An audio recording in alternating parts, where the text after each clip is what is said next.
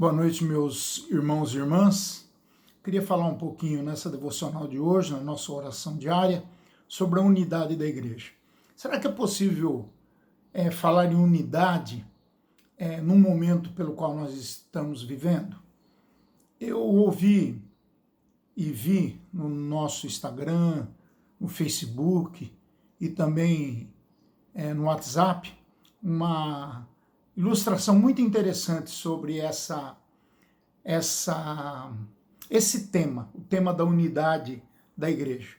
O diabo dizendo para Deus que havia fechado todas as igrejas de Cristo na face da terra. E por outro lado, Deus com um sorriso aberto, com um sorriso enorme, disse: é verdade, você fechou todas as igrejas e eu transformei cada lar em uma igreja.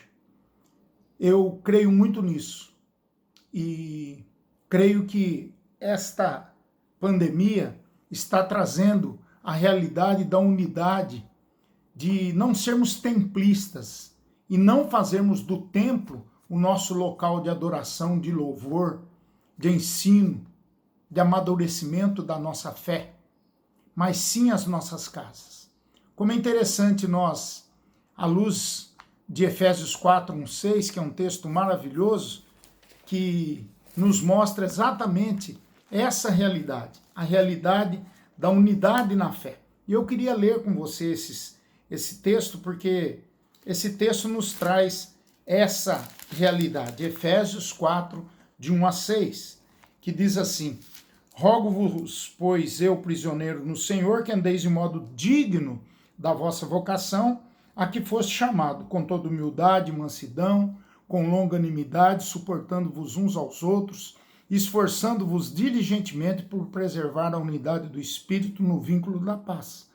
Há somente um corpo e um Espírito, como também fostes chamados, uma só esperança da vossa vocação, um só Senhor, uma só fé, um só batismo, um só Deus e Pai de todos, o qual é sobre todos, age por meio de todos e está em todos. Texto maravilhoso. E fazendo uma breve análise do texto, a gente vê aqui que o versículo mostra toda esta ênfase em mostrar que a unidade da igreja, ela é possível.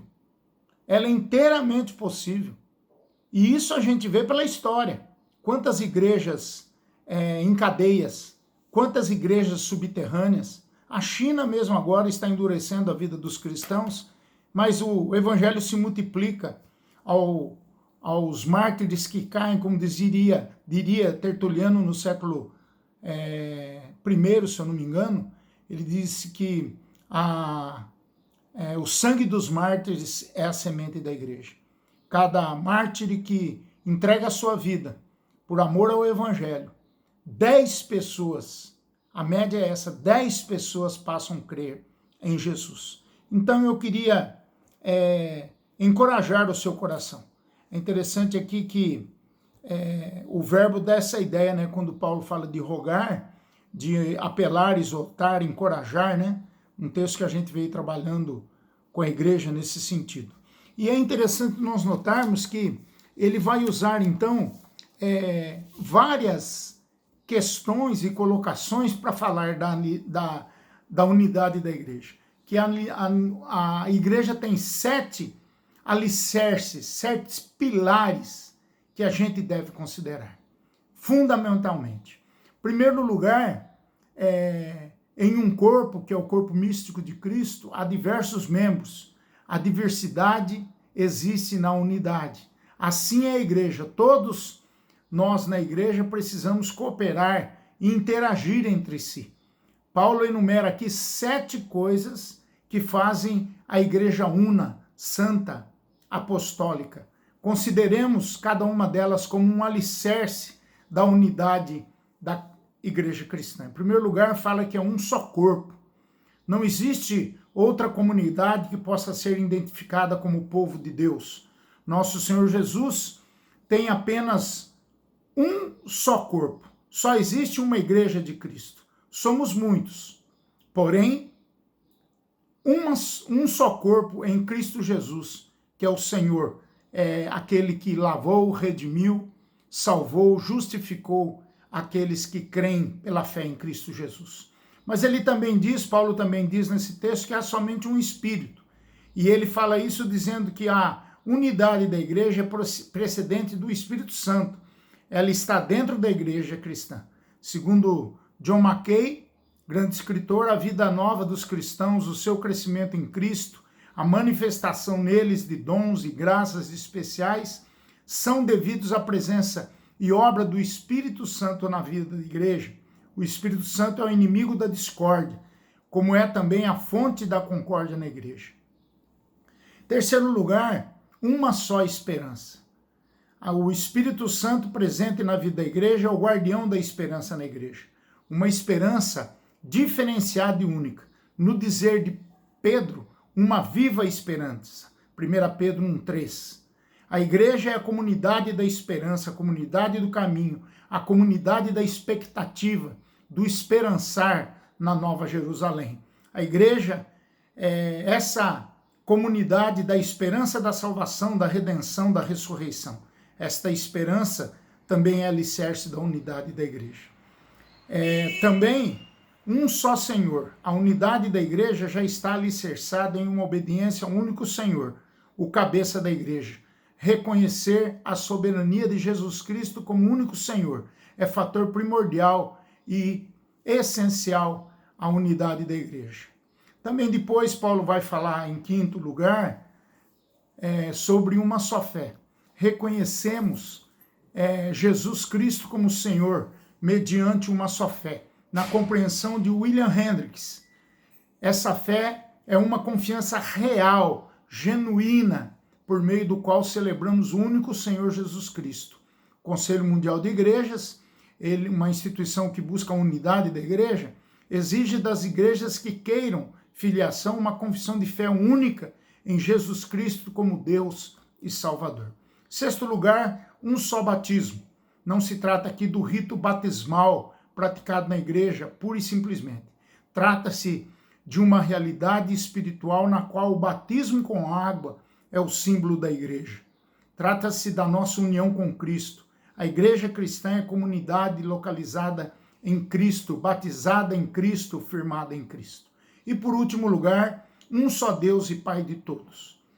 O apóstolo afirma que há um Deus que é único e Pai de todos. Ele é a fonte primeira da unidade da igreja. É a força, é o poder, é a dinamis, que a palavra dinamite vem daí desse derivado da palavra dinamis, que quer dizer dinamite. Ele é a fonte, quer dizer poder. Ele é a fonte primeira da unidade da igreja. Nós vivemos a partir desse único Deus, desse Pai de todos. É a força unificadora da comunidade cristã.